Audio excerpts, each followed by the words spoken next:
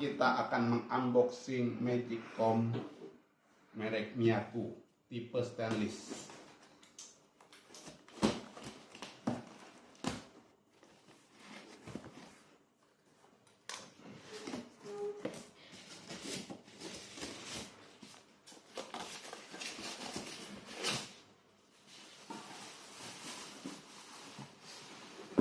Nah, inilah bentuknya. Nah,